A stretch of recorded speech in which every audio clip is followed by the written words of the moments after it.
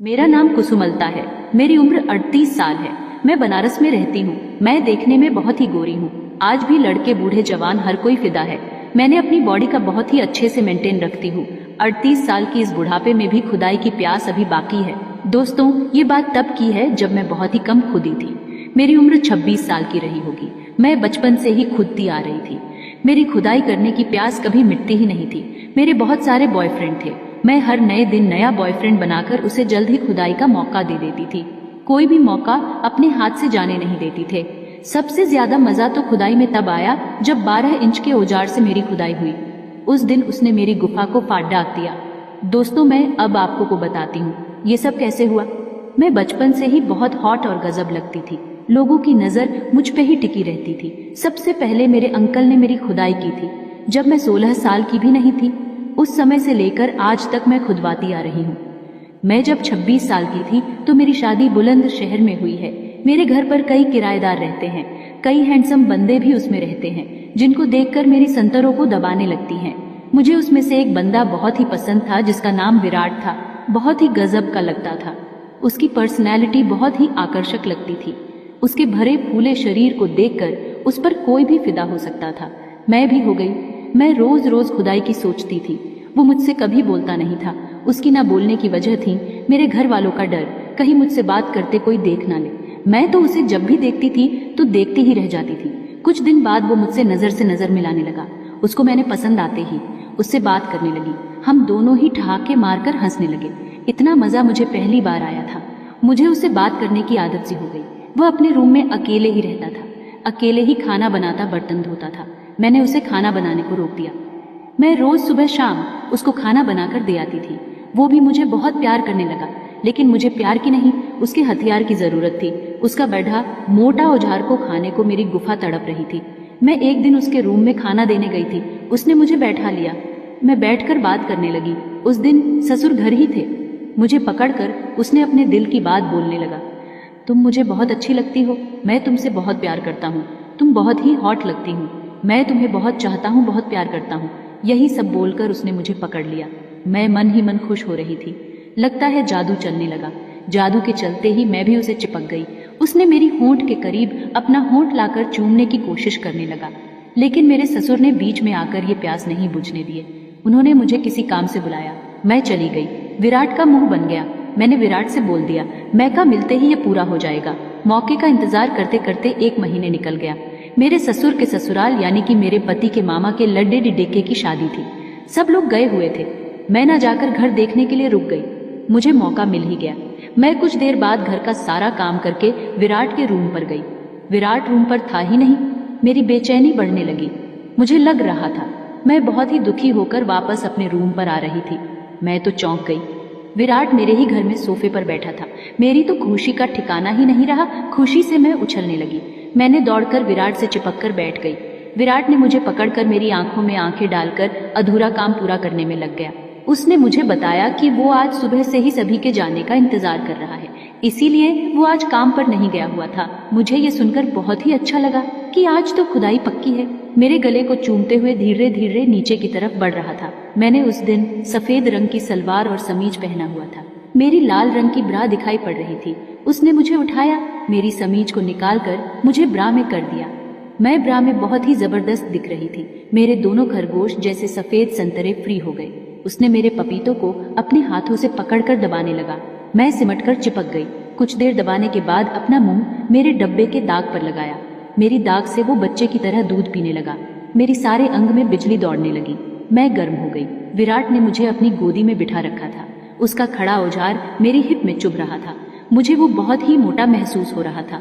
मैंने भी उसके हथियार को देखने के लिए उसके पैंट से बेल्ट निकालने लगी। बेल्ट को निकालते ही मैंने हुक खोलकर उसका पैंट कच्छे सहित नीचे करके उसके 12 इंच लंबे औजार का दर्शन किया। मैंने उसे लेकर 8 इंच तक को ही हथियार से अपनी गुफा में लिया था। मैंने उसके औजार को हाथ में पकड़कर उठाया। हथियार को मुंह में रखकर चूस चूस कर चाट रही थी। आइसक्रीम की तरह 2 बूंद मलाई निकला। मैंने उसको चाट लिया। वो नमकीन लग रहा था। उसके बाद उसकी गोलियों को चूसने के लिए मैंने अपने मुंह में रखकर टॉफी की तरह चुलबुला रही थी।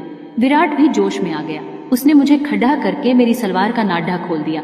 पैंटी में देखकर वो दंग रह गया। उसकी आंखें फटी की फटी रह गईं। उसने मेरी गुफा को पैंटी में ही सूंघकर निकाल दिया। पैंटी को निकालते ही मैं बिना कपड़ों के हो गई। उसने मेरी टांगों को खोलकर मेरी गुफा में अपना मुंह लगा दिया। मेरी मौत की खाई को चाटने लगा। फूली हुई गुफा मेरी बहुत ही लाजवाब लग रही थी। मैं उसका सिर पकड़कर अपनी गुफा में घुसाने लगी। उसने मेरी खाई में अपनी 2 उंगलियां डालकर हिलाने लगा। धीरे धीरे उंगलियों की संख्या बढ़ाकर हिलाने लगा। मेरी गुफा से अपना पूरा हाथ गीला करके चाटने लगा। उसके बाद उसने अपना हथियार मेरी खाई पर रगड़कर तड़पाने लगा। मैं अपनी उंगलियों से मसलने लगी। मुझे अब बर्दाश्त नहीं हो पा रहा था। मैं अपना सर सोफे पर पटक रही थी, सोफे को हाथों से दबा रही थी। आखिरकार वो पल आ ही गया जब मुझे उसका औजार को गुफा के द्वार पर लगा दिया। एक ही झटके में आधे से ज्यादा हथियार घुस गया। अपने हथियार से खोदना शुरू किया। अंदर बाहर करके मुझे खोद रहा था। बहुत ही वजन था उसका शरीर। मैं दबी हुई थी। घच घच अपना औजार मेरी खाई में उचक उचक कर डाल डालकर खोद रहा था। मुझे बहुत मजा आ रहा था। पहली बार मुझे ऐसी खुदाई करने को मिल रही थी। मुझे आज जिंदगी का सबसे हसीन पल मिल रहा था। मैं भी अपनी कमर को उछाल उछाल कर खुदवा रही थी। उसे भी बहुत आनंद आ रहा था। बार बार अपना औजार अंदर बाहर करके मेरी गुफा में खुजला रहा था। उसने मेरी एक टांग उठाई और अपना औजार मेरी गुफा में डालकर घुसुक कर खोद रहा था। मेरी टांग दर्द करने लगी। मैंने अपना टांग नीचे कर लिया। उसका हथियार दब गया। कुछ देर तक उसने औजार को मेरी गुफा में ही डाले रखा। उसके बाद उसने निकालकर मुझे गोद में ले लिया। मेरी संतरों को पीते हुए अपना औजार मेरी गुफा में डालकर धीरे धीरे उछाल कर खोदने लगा। उसका हथियार भी बहुत लाल लाल हो गया। लग रहा था किसी कुत्ते का हो। उसका औजार मेरी गुफा के माल से भिगा हुआ था। मैंने सारा का सारा माल चाट लिया। वो भी बहुत ही बेरहमी से मुझे खोदने को बेकरार था। कुछ पल चैन की सांस भी नहीं लेने दे रहा था। जल्दी से मुझे झुकाकर पूरा औजार समाहित करके मेरी गुफा में भर दिया। जोर जोर से खोदते हुए चिल्ला रहा था। पता नहीं क्या क्या बक रहा था। मेरी हिप पर हाथ मार मार कर मुझे भी जोश दिला रहा था। मैं भी अपनी हिप उठा उठाकर खुदवा रही थी। उसकी तेज खुदाई ने मुझे हरा दिया। मैं झड़ने को मजबूर हो गई। मेरी खाई से माल झरने की तरह बहने लगा। बुलबुलों के साथ मेरी गुफा जल प्रवाह कर रही थी। उसने अपना मुंह खाई के झरने के द्वार पर लगा दिया। सारा माल पीकर उसने अपना औजार मेरी खाई में डालकर लेट गया। कुछ देर तक हमने आराम किया। उसका हथियार से कूदने लगा। मैंने चूस कर मुठ मारकर फिर से तैयार कर दिया। लेकिन क्या पता था कि अभी एक दर्द पीछे से भी मिलने वाला है। उसने मुझे कुतिया बनाया। उसके बाद अपना 4 इंच मोटा हथियार मेरी हिप में घुसाने लगा। मेरी छोटी से हिप के छेद में उसका मोटा औजार घुसना मुश्किल लग रहा था, लेकिन उसने खूब थूक कर औजार को गीला करके जोर का धक्का मारा। मेरी हिप को फाड़ कर उसके हथियार का टोपा अंदर घुस गया। इतना दर्द तो मेरी गुफा में भी घुसने में नहीं हुआ था। मैं पसीने से भीग गई। टप टप उनका भी पसीना मेरे हिप पर उसके चेहरे से गिर रहा था। लग रहा था अभी अभी हम दोनों नहा के निकले हैं। मेरी कमर पकड़कर तेज तेज से खुदाई कर रहा था। आज पता चला क्या खुदाई हिप की होती है।